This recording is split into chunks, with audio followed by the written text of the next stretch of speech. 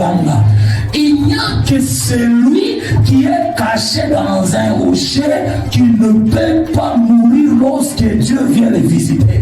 Au lieu de mourir, au contraire, tu seras béni. Pourquoi? Parce que tu as profité de la cachette du rocher afin que ça puisse atténuer la puissance mortelle qui est dans Dieu, qui peut tuer un homme. Et ce rocher-là n'est autre que l'arche. Alléluia. Plutôt l'arc. Amen.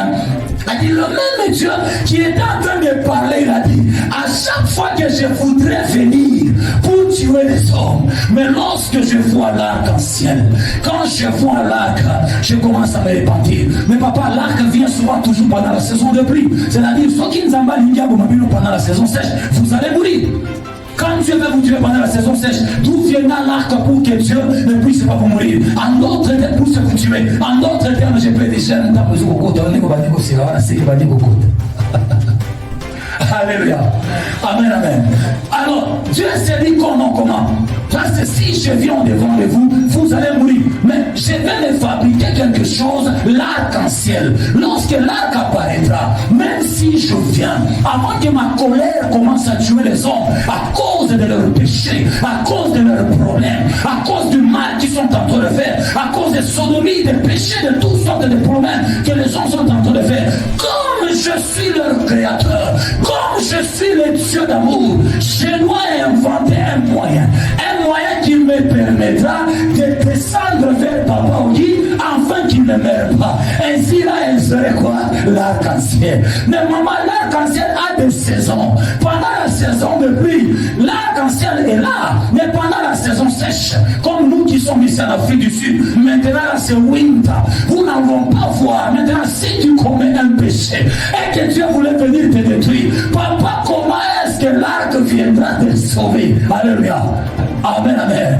Tu peux pleurer, tu vas tout faire. C'est là où tu comprendras que pendant que Dieu est en train de parler, il est en train de parler de l'arc qui viendra sauver les hommes. Mais je vois un homme, amen.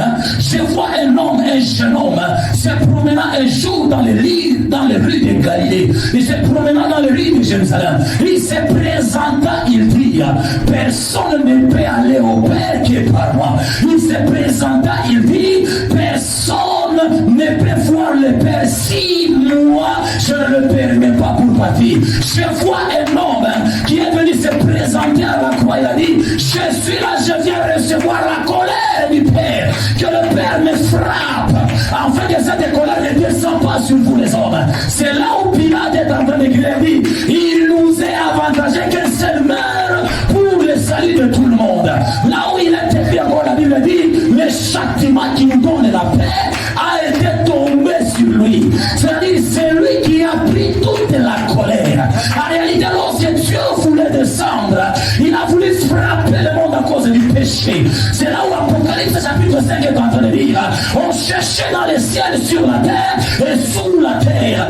Personne n'était digne d'ouvrir le livre et de rompre les sceaux. Et puis on dit, Jean, voici le lion de la tribu de Juda. Il a vaincu pour rompre les sceaux. En d'autres termes, Jésus a pris toute la colère de Dieu. Ce qui devrait nous tuer est tombé sur l'homme. Par là, je comprends le véritable arc-en-ciel qui a tenu la colère de la pluie qui amène la mort. C'est Jésus-Christ de Nazareth. Je comprends la réalité.